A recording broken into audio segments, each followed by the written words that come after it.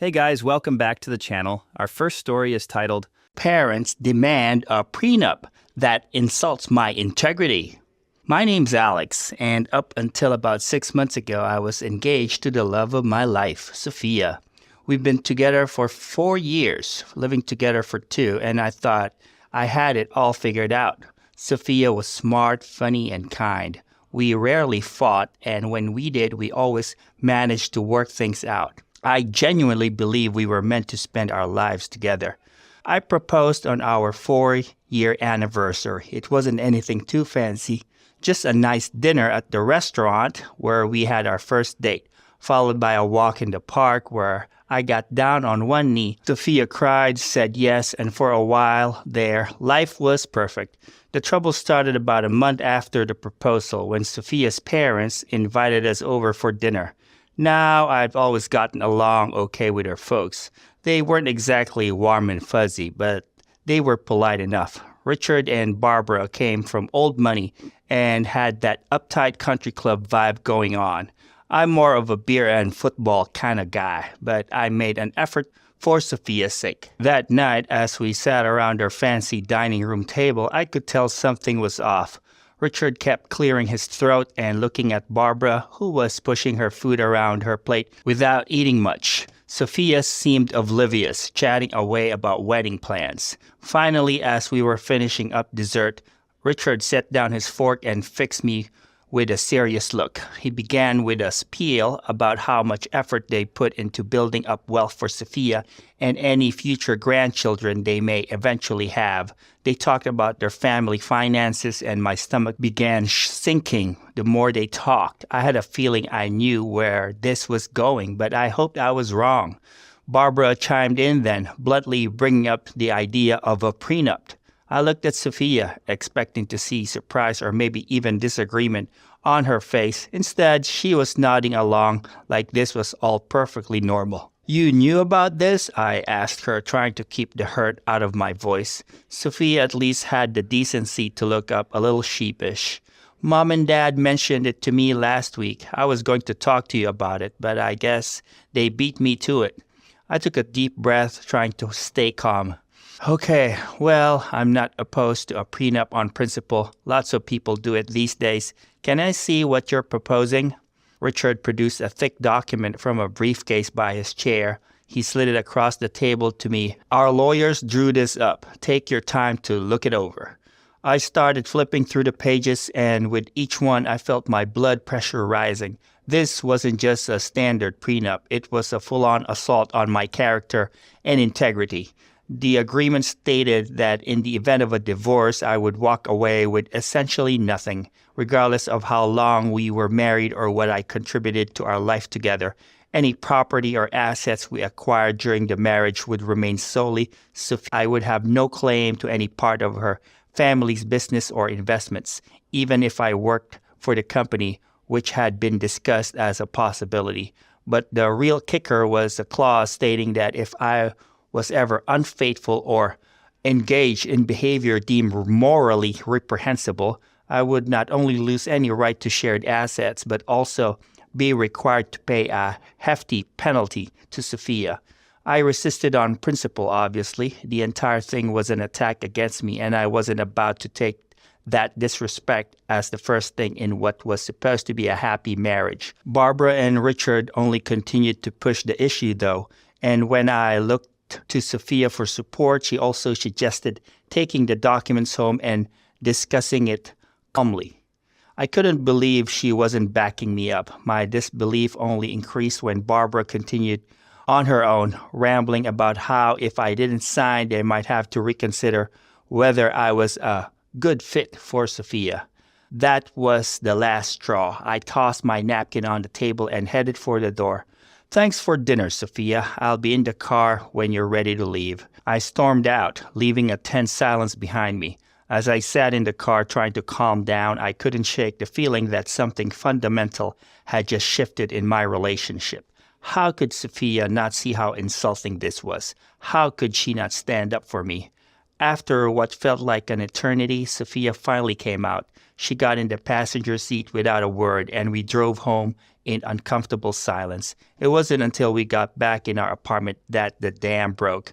She immediately turned on me, blaming me for overreacting and talking about how her parents were just trying to protect her. I couldn't believe what I was hearing. I was overreacting. Her parents had basically called me a gold-digging cheater, and now she was mad at me. Sophia just kept going, rambling about how it was just a standard prenup and that I was just being dramatic. We began arguing. Sophia continued to claim that it was just her parents' concern for her that led to the prenup and that it wasn't such a big deal. But I knew better. Why would they write out such a thorough, damning prenup if they were just worried? It was clear to me that they and Sophia, as I was slowly realizing, didn't trust me. What hurt the most, though, wasn't the lack of trust from her parents, but the fact that Sophia was so clearly taking her side. She didn't even think to defend me, and that stung in a way I didn't know it could. She even went as far as to say that if I'd really loved her, then I would understand where her parents were coming from and just sign the agreement. Her words hit me like a slap in the face, especially when she continued about how I was just blowing everything out of proportion. I stared at her, feeling like I was seeing her clearly for the first time, because it wasn't about having something to hide. It was about trust and respect. The prenup clearly showed that she and her family didn't trust or respect me, and the fact that she couldn't see that was really opening my eyes. At that moment, I just felt very, very tired. I told her that I was going to stay at Jake's place that night, grabbing my essentials and shoving them in a bag. I needed some space to really think about whether or not that was the future I wanted. I left Sophia standing in our living room, looking lost and confused. As I drove to my best friend Jake's apartment, I couldn't shake that feeling that I just glimpsed a side of my fiancée and her family that I'd never seen before, and I wasn't sure I liked what I saw. Jake, bless him, didn't ask too many questions when I showed up at his door at 10 p.m. with an overnight bag. He just handed me a beer and let me crash in his couch. The next morning, I woke up to a barrage of texts and missed calls from Sophia. I ignored them for the moment, needing more time to sort out my thoughts. Jake, being the good friend he is, called in sick to work and spent the day helping me process everything. It took one full conversation with him for him to suggest taking a break from it all and cooling off. I took his advice and spent the next few days at Jake's place, ignoring Sophia's increasingly frantic messages. I needed time to sort out my feelings without her influence. On the third day, I finally worked up the courage to call her. We agreed to meet at a nearby park, neutral ground where we could have some privacy. When I saw Sophia standing on a bench looking small and vulnerable, my heart clenched. Part of me wanted to run to her, wrap her in my arms, and forget this whole mess had ever happened, but I couldn't. Not until we sorted this out. I sat down next to her, leaving a noticeable gap between us. We needed to talk. I explained the big problem about how it wasn't about the prenup, but about the trust that had been broken. Sophia listened silently and nodded along to the whole thing, agreeing with my words. She begged for another chance to make it work, and that she just hadn't wanted to offend her family. I looked at her, really looked at her. I saw the woman I loved, the one I'd planned to spend my life with, but I also saw someone who'd let me down when I needed her most. I took a deep breath, steeling myself for what I knew I had to do. Sophia, I'm saying I think we need to take a step back, maybe postpone the wedding until we can figure out if we're really on the same page about our future. Postpone the wedding? Sophia repeated, her voice rising in panic. Alex, no. We can work this out. I'll tell my parents to forget about the prenup. We don't need it. I shook my head. It's not just about the prenup anymore, Sophia. It's about what it represents. The lack of trust, the way your family sees me, the way you didn't stand up for me. Those are bigger issues that we need to address. Sophia was crying now. So what? You're breaking up with me? I'm not saying that, I said, even though part of me wondered if that's where this was heading. I'm saying I need some time and space to think about things, and I think you do too. We rushed into this engagement, and maybe we need to slow down and make sure we're really ready for marriage. I stood up, my heart breaking as I looked down at her. Take some time to think about what you really want and what you're willing to fight for. I'll do the same, and then we'll talk again. As I walked away, leaving Sophia crying on that park bench, I felt like I was leaving a piece of myself behind. But I also felt a strange sense of relief, like I'd finally stood up for myself and my own self-respect. The next few weeks were some of the hardest of my life. Sophia and I agreed to a break, which felt like a breakup in all but name. I moved back in with Jake temporarily, trying to figure out my next steps. Her parents, predictably, didn't take the news well. I received a scathing email from Richard accusing me of being ungrateful and immature. He even went so far as to suggest that my refusal to sign the prenup proved I had ulterior motives all along. I didn't bother responding. His words only confirmed that I'd made the right decision in taking a step back. During our time apart, I did a lot of soul-searching. I thought about my relationship with Sophia, about the future I'd imagined for us, and about what I really wanted out of life and a partnership. The more I reflected, the more I realized that there had been red flags I'd ignored, little moments where Sophia had deferred to her parents' wishes over mine, times when she'd seemed more concerned with appearances than with our actual happiness. About a month into our break, Sophia asked to meet. We met at a coffee shop, neutral ground once again. She looked tired, with dark circles under her eyes, but there was a determination in her gaze that I hadn't seen before. She apologized, sincerely. Sophia admitted that I was right about the prenup, her parents and her lack of defense, about the lack of trust. She told her parents that the prenup was off the table completely and had already made it clear to them that they had to respect our relationship or they wouldn't be a part of our lives anymore.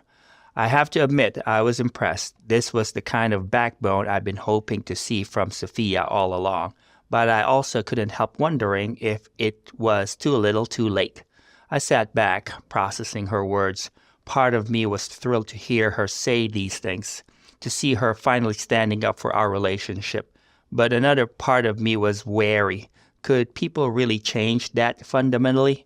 I appreciate you saying all that, I said slowly, and I'm proud of you for standing up to your parents. But Sophia, this isn't just about the prenup or your parents. This whole situation made me realize that maybe we're not as compatible as I thought we were. Sophia's face fell. What do you mean? I tried to explain. We come from different worlds, Sophia, and that's okay, but it means we have different values, different expectations. I'm worried that even if we move past this specific issue, we'll just run into similar problems down the line. But we can work on that, Sophia insisted. We can learn to understand each other better, to compromise. Maybe, I considered, but it's not just about compromise, it's about fundamental trust and respect. And I'm not sure that's something we can just decide to have. Sophia reached across the table, shaking my hand. Alex, please, I know I hurt you and I know I have a lot to make up for, but I love you. Doesn't that count for something? I looked at her solemnly. Of course it does. I love you too, Sophia, but sometimes love isn't enough. We talked for hours that day, rehashing old arguments, addressing new concerns. Sophia promised to go to couples counseling, to work on being more independent from her parents, to prioritize our relationship above all else. And I wanted to believe her, I really did. But as I drove home that evening, I couldn't shake the nagging feeling that something fundamental had shifted between us. The trust that had been broken wasn't something that could be easily repaired, no matter how much we both wanted it to be. Over the next few weeks, Sophia and I tried to rebuild our relationship. We went to counseling, had long, honest conversations about our expectations and fears. She made a genuine effort to stand up to her parents, even going so far as to return some expensive gifts they'd given her as a show of independence. But the more we tried, the more I realized that the damage had been done. Every time I looked at Sophia, I couldn't help remembering how she'd failed to defend me, how quickly she'd sided with her parents, and I started to see other issues in our relationship that I'd previously overlooked. Differences in our values, our goals, our views on family and money. It was a rainy Tuesday evening when I finally made my decision.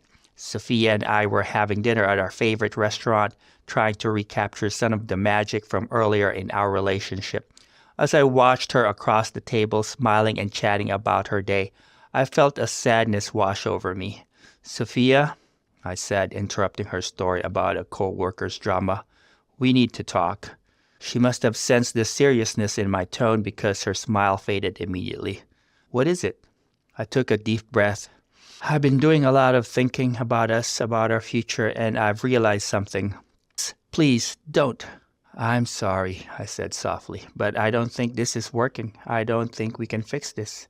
Sophia blinked rapidly to try to hold back her tears. "But we've been trying so hard. We've made progress. I've changed." I reached across the table, taking her hand. "I know you have, and I'm so proud of you for that. But this isn't just about you changing. It's about us, about whether we're really right for each other." "Of course we're right for each other," Sophia insisted. "We love each other." "Sometimes love isn't enough." I repeated the words I'd said weeks ago. "We want different things out of life, Sophia. We have different values, different expectations. And I'm not sure those are things we can compromise on without one or both of us ending up resentful." Sophia was crying openly now. "Is this still about the prenup?" Sophia asked. "Because I told you that's off the table. I stood up to my parents." "It's not just about the prenup," I explained gently. "That was just the thing that opened my eyes to bigger issues. Issues that had always been there, but that we're both ignoring." Shoulders slumped in defeat. "So there's nothing I can do? Nothing I can say to change your mind?" I felt my own eyes sting with tears. "I'm sorry, Sophia, I really am, but I think we both deserve to be with someone who shares our values, who we can trust implicitly, and as much as it hurts, I don't think that's us."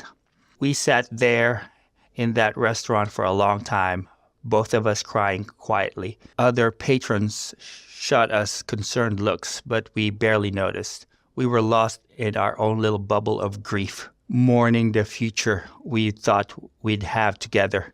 Finally, Sophia wiped her eyes and looked at me with a mix of sadness and resignation. "So this is really it?" I nodded, feeling a weight lift off my shoulders even as my heart broke. "Yeah, this is it." We left the restaurants separately that night. I went back to Jake's place where I'd been staying and started the process of officially moving out of the apartment Sophia and I had shared. It was painful sorting through the physical remnants of our relationship, but it also felt necessary. In the weeks that followed, I threw myself into work and spent a lot of time with friends. There were moments when I second-guessed my decision, nights when I missed Sophia so much it felt like a physical ache. But deep down, I knew I'd made the right choice. It wasn't always easy, of course. There were nights when I'd lie awake, second-guessing my decision, wondering if I'd make a terrible mistake.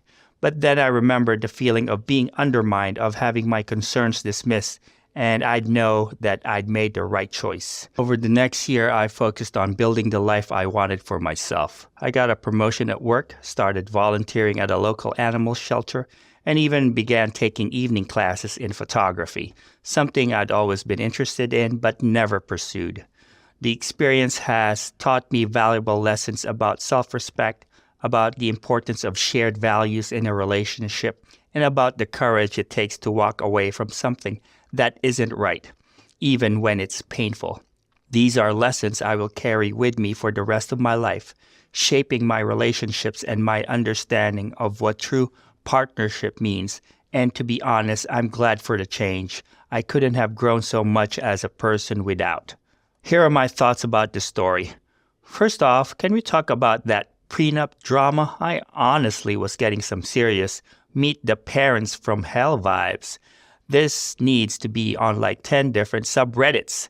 You guys obviously couldn't see, but the relief on my face when he stood his ground was insane. He didn't buckle under insane demands, and it was clear that he had the self-respect he deserved and needed at the time. Too many people fold for love and get blindsided by a scam of a contract later in life. Almost could have been Alex, but lucky him. And honestly, how hypocritical were Sophia and her parents?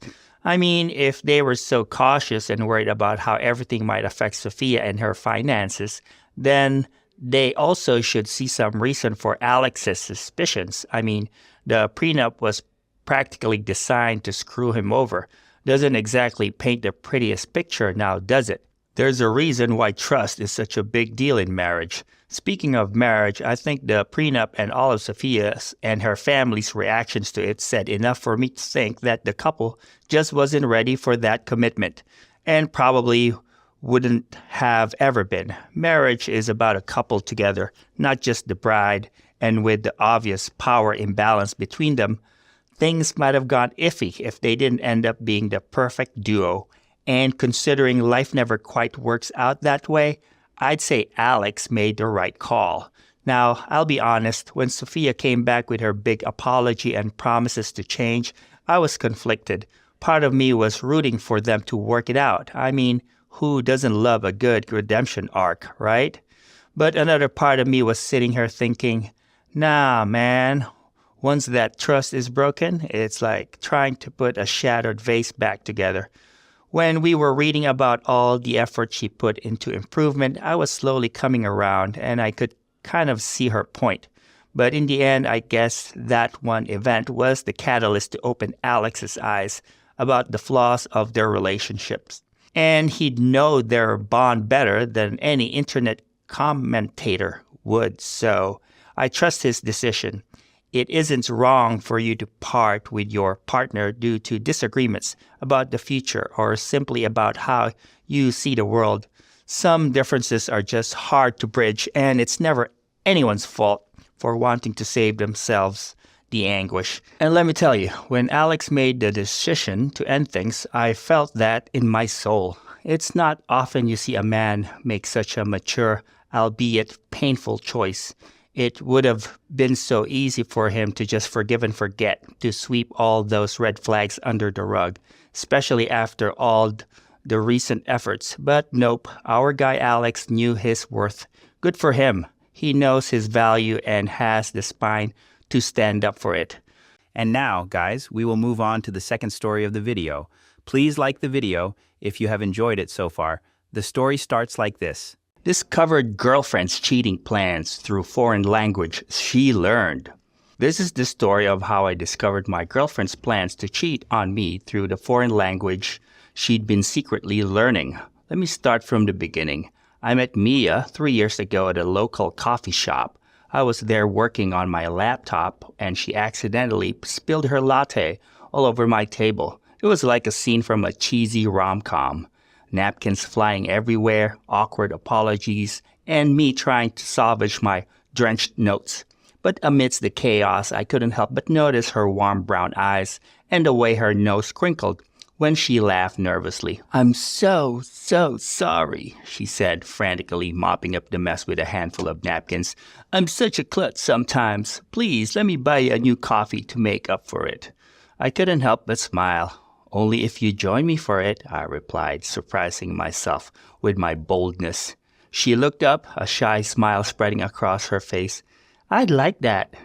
That chance encounter turned into a 3-hour conversation covering everything from our shared love of true crime podcasts to our differing opinions on whether pineapple belongs on pizza.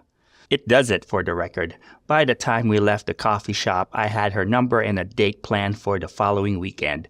Things moved quickly after that. Mia was unlike anyone I'd ever met before. She was smart, funny, and had this infectious enthusiasm for life that drew people to her. We shared similar values and goals, and our relationship felt effortless. Within 6 months, we were talking about moving in together. Fast forward to a few weeks ago, we've been living together for over 2 years, and everything seemed perfect. Mia had recently started a new job at an international marketing firm, and she was thrilled about the opportunity to work with clients from around the world. "Matthew, you won't believe it," she explained one evening, bursting through the door of our apartment. "I just got assigned to the Brazilian account. This could be huge for my career." I grinned, pulling her in for a hug. "That's amazing, babe. I'm so proud of you."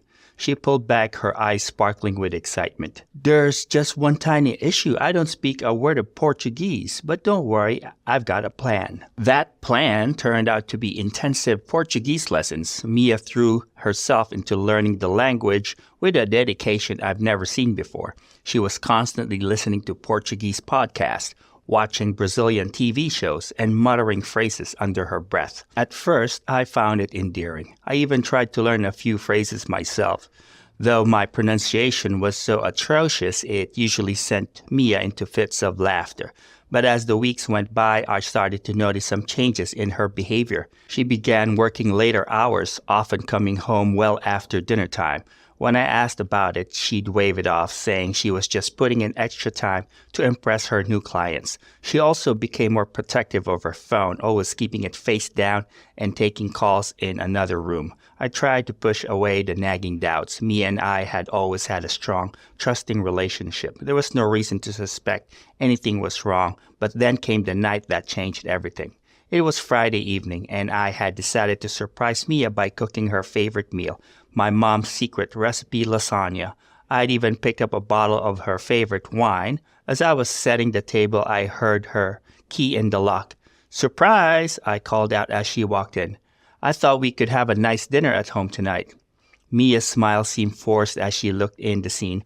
"Oh, Matthew, that's so sweet, but I actually have plans tonight. Girls' night out with some coworkers. I thought I told you." My heart sank. "No, you didn't mention it. Can't you reschedule? I've already made dinner." She shook her head, not quite meeting my eyes. "I'm sorry, but this has been planned for weeks. It would be rude to cancel now. Rain check?" Before I could respond, her phone buzzed. She glanced at it, then quickly shoved it in her pocket. "I've got to get ready. We're meeting in an hour." As she rushed off to our bedroom, I stood there feeling like an idiot with my carefully prepared dinner going cold. Something didn't feel right, but I couldn't put my finger on it. Later that night, unable to sleep, I found myself mindlessly scrolling through social media. That's when I saw it, a post from one of Mia's coworkers. It was a group photo from their girls' night out. But Mia wasn't in it, the caption read. "Missing our girl Mia tonight. Hope that project meeting goes well." My blood ran cold. Mia had lied to me. But why? Where was she really? The next morning, I confronted her about it. She stumbled through an explanation about a last-minute client meeting, apologizing profusely for the mix-up. I wanted to believe her, but the seed of doubt had been planted. Over the next few days, I found myself paying close attention to Mia's behavior. She was spending more and more time on her phone, always angled away from me. She'd laugh at messages, then quickly hide the screen if I glanced over. When I asked about her day, her answers were vague and dismissive. It was eating me up inside. I knew I should trust her, but something felt off. Then one afternoon, I did something I'm not proud of. Mia was in the shower and her phone was lying on the coffee table. Before I could talk myself out of it, I picked it up. To my surprise, it wasn't locked. My heart pounding, I opened her messaging app. Most of the conversations were in English and seemed innocent enough, but then I saw a thread entirely in Portuguese. The contact name was simply R. I stared at the messages, frustrated by my inability to understand them. That's when I remembered the translation app Mia had been using to practice. With shaking hands, I opened it and started translating the messages. What I read made my stomach churn. The conversation was filled with flirtatious exchanges and plans to meet up. There were even a few photos exchanged that I couldn't bring myself to look at. But one message stood out, sending a chill down my spine. The translation? "I can't wait to finally be in your arms. Matthew will never know." I felt like I'd been punched in the gut. Mia, the woman I loved and trusted, was planning to cheat on me, and she'd been using the very language she'd learned for work to hide her betrayal. I don't know how long I sat there staring at the damning evidence on the screen. My mind was a whirlwind of emotions. Anger, hurt, disbelief. How could she do this to me? To us? The sound of the shower turning off snapped me back to reality. I quickly put Mia's phone back where I found it and retreated to our bedroom, my mind racing with what to do next. Part of me wanted to confront her immediately, to demand answers and explanations. But another part, the part that still loved her despite everything, wanted to give her a chance to come clean on her own. Over the next few days, I watched Mia closely, hoping against hope that she would say something, show some signs of guilt or remorse. But she carried on as if nothing was wrong, laughing at my jokes, cuddling with me on the couch, all the while her phone buzzed incessantly with messages I now knew were from her Portuguese lover. It was torture. Every smile, every kiss now felt tainted. I found myself analyzing every word, every gesture, wondering how long this had been going on, how many times she had lied to my face. Finally, after a week of this emotional agony, I couldn't take it anymore. It was a quiet Sunday morning, and we were having breakfast together. Mia was scrolling through her phone, a small smile playing on her lips. "Is that all you're texting?" I asked, my voice surprisingly calm despite the storm raging inside me. Mia's head snapped up, her eyes wide with shock. "What? I don't know what you're talking about." I took a deep breath. "Mia, I know about the affair. I saw your messages." She paled, her phone slipping from her grasp and clattering onto the table. "Matthew, it's not what you think." I laughed bitterly. "Really? Because I think you've been planning to cheat on me with some guy you've been messaging in Portuguese. Am I wrong?" Tears welled up in her eyes. "I never meant for this to happen. It just started as innocent flirting. I was feeling neglected and Ricardo was there and..." "Neglected?" I interrupted, my calm facade finally cracking. "How? When have I ever neglected you? I supported you in everything, Mia. I've been here loving you, trusting you, while you've been planning to betray me." Mia reached out, trying to take my hand, but I pulled away. "Matthew, please, it was a mistake. I love you. We can work through this." I stood up, unable to bear sitting across from her any longer. "You love me? Is that why you told Ricardo you couldn't wait to be in his arms? Is that why you said I would never know?" She flinched at my words, fresh tears spilling down her cheeks. "You don't understand. It was just fantasy, just words. I never actually wanted this." "Stop," I said, holding up a hand. "Just stop. Whether you physically cheated or not doesn't matter. You betrayed my trust, Mia. You lied to me over and over again. How am I supposed to believe anything you say now?" Mia stood up, her face a mask of desperation. "Please, Matthew, give me another chance. I'll end things with Ricardo. I'll quit my job if I have to. We can go to couples therapy. Anything, just please don't give up on us." I looked at her, the woman I had loved for 3 years, the woman I had imagined spending the rest of my life with. But now, all I could see was the lies, the deceit, the betrayal. "I'm not the one who gave up on us, Mia. You did that the moment you decided to pursue something with Ricardo." She collapsed back into her chair, sobbing. "I'm so sorry, Matthew. I never meant to hurt you. Please, tell me how I can fix this." I sighed, feeling suddenly exhausted. "I don't think you can, Mia. Some things, once broken, can't be fixed." With that, I walked out of the kitchen and into our bedroom. I pulled out a suitcase and started packing some clothes. Mia followed me, pleading and crying, but I tuned her out. My mind was made up. As I zipped up my suitcase, Mia grabbed my arm. "Where are you going? Please don't leave." I gently removed her hand. "I'm going to stay with my brother for a while. I need some time and space to think." "And then?" she asked, her voice small and scared. I looked at her, feeling a mix of anger, hurt, and a lingering affection that I knew would take time to fade. "I don't know, Mia, but I do know that I can't be with someone I can't trust." With that, I picked up my suitcase and walked out of our apartment, leaving Mia crying in our bedroom. As I got into my car, I felt a strange mix of emotions. Sadness at the end of what I thought was a great relationship, anger at Mia's betrayal, but also a sense of relief. The weight of suspicion and doubt that had been crushing me for the past week was finally lifted. The next few weeks were a blur. I threw myself into work trying to keep my mind off the broken pieces of my personal life.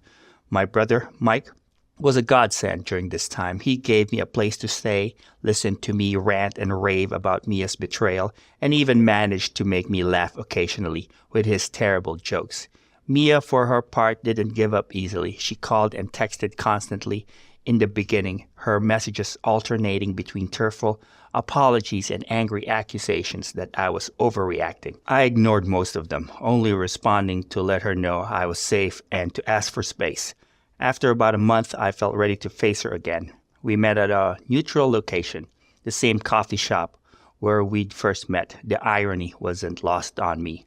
Mia looked terrible. Her usually immaculate appearance was disheveled, with dark circles under her eyes and her hair hastily pulled back. As soon as she saw me, her eyes filled with tears. "Matthew," she said, her voice cracking. "Thank you for meeting me." I nodded, sitting down across from her. "I think we need to talk about what happens next." She reached out, placing her hand on mine. I let her, but I didn't return the gesture. "I've ended things with Ricardo completely. I've even requested a transfer at work to a different department. Matthew, I know I made a horrible mistake, but I love you. Can't we try to work this out?" I looked at her, remembering all the good times we'd shared, all the dreams we'd had for our future. But then I remembered the betrayal, the lies, the weeks of deception. "Mia," I said gently, pulling my hand away, "I believe that you're sorry, and maybe you do love me in your way, but love without trust isn't enough. You broke something fundamental in our relationship, and I don't think it can be repaired." Tears spilled down her cheeks. "But we were so good together. We can be again. I'll do anything. Matthew, please." I shook my head. "We were good together because I trusted you completely. I can't do that anymore, Mia. Every time you're late coming home, every time you get a text, every time you mention a male coworker, I'll always be wondering. That's not a way to live, and it's not fair to either of us." She buried her face in her hands, her shoulders shaking with sobs. Part of me wanted to comfort her, but I knew I couldn't. It would only make things harder. "I'm moving out," I said softly. "I found a new apartment. I'll come by next weekend to get the rest of my things." Mia looked up, her eyes red and puffy. "So this is it? After 3 years, you're just walking away?" I felt a flash of anger. "I'm not the one who walked away, Mia. You did that when you decided to pursue Ricardo. I'm just accepting the reality of the situation." She flinched at my words, but didn't argue. We sat in silence for a few moments, the finality of the situation settling over us. Finally, I stood up. "I hope you find happiness, Mia. I really do. But I need to find mine too, and I can't do that with you anymore." As I walked out of the coffee shop, I heard Mia call out one last time, "Sorry." I didn't turn back. The next few months were hard. There were days when I missed Mia terribly, when I was tempted to call her and try to work things out. But then I remembered the betrayal, the lies, and I knew I'd make the right decision. Slowly but surely, I started to rebuild my life. I threw myself into work, picked up new hobbies, and reconnected with old friends. I even started learning Spanish, partly because I've always wanted to, and partly as a way to reclaim the joy of language learning that Mia's betrayal had tainted. It was at a Spanish language meetup that I met Elena. She was vivacious and kind, with a quick wit that kept me on my toes. We started as language partners, meeting once a week to practice our Spanish, but over time our meetups evolved into something more. One evening, about 6 months after my breakup with Mia, Elena and I were having dinner at a small tapas restaurant. As we chatted and laughed, switching between English and our broken Spanish, I realized something. I was happy, truly, genuinely happy. Elena asked a question, noticing my sudden quiet. "What are you thinking?" I smiled, reaching out to take her hand. "I'm thinking that I'm glad I decided to learn Spanish." She laughed, her eyes twinkling. "Me too, although your accent still needs work." As we continued our meal, I found myself reflecting on the journey that had brought me here. The pain of Mia's betrayal had been intense, but it had also taught me valuable lessons about trust, self-respect, and The importance of honesty in relationships. With Elena, I was building something new, something based on open communication and mutual respect. We took things slowly, both of us carrying our own baggage from past relationships. But there was a freshness to our connection that filled me with hope. Days turned into weeks and weeks turned into months, and my relationship with Elena continued to grow stronger. We had our ups and downs, of course. No relationship is perfect, but we always faced our issues head on, with honesty and respect for each other. The path that led me here hadn't been easy. The pain of Mia's betrayal had been deep and lasting, but it has also led me to grow, to learn important lessons about trust and self-respect, and ultimately to find a relationship built on honesty and mutual understanding. I thought back to that moment when I first translated Mia's Portuguese messages, uncovering her plans to cheat. At the time, it had felt like my world was ending, but now I realize it had actually been the beginning of a new chapter in my life, a chapter filled with personal growth, new experiences, and love that was stronger and more genuine than anything I had known before. I feel a sense of excitement for what the future might hold. Whatever challenges might come, I know I'm ready to face them, in English, in Spanish, or in any language life chooses to speak to me. Here are my thoughts about the story. So, we've got our man Matthew here, right? Poor dude starts off in the dumps after his ex-girlfriend Mia pulls some sneaky multilingual cheating shenanigans. I gotta say, when I read that part about him translating her Portuguese messages, I felt that punch in the gut. Like, imagine thinking you're all cool learning your partner's work language, and then, bam, you're basically using your new skills to uncover your own heartbreak. That's some twisted irony right there. But here's where it gets good. Instead of going full emo and swearing off love forever, which, let's be real, we've all considered after a bad breakup, our boy Matthew decides to level up. He's out here learning Spanish, probably thinking, fool me once, shame on you. Fool me twice? Well, at least I'll understand it in 2 languages. I'm kidding, but for real, the way he used that pain as a fuel for self-improvement, mad respect. Most beneficial coping mechanism I'd seen in a long while. Traumatic events just lead to becoming multilingual, I guess. For legal reasons, that was a joke. And of course, enter Elena, the Spanish-speaking ray of sunshine. Now, I'll be honest, when she first showed up, I was like, oh, great, here we go again. Another foreign language, another heartbreak waiting to happen. But nah, Elena's the real deal. The way they built their relationship on honesty and communication, that's the good stuff right there. And using their hikes to practice Spanish, cute and practical. I see ya, Matthew and Elena. You're adorable bilingual power couple. What I love most about this story is how it shows that our worst moments don't have to define us. Matthew could have left Mia's betrayal turning him into a bitter, untrusting dude. Instead, he used it as a stepping stone to become a better version of himself. And in doing so, he opened himself up to a love that's deeper and more authentic than what he had before. Well, he got opened up to love and also a new language that's actually scarily competent of him.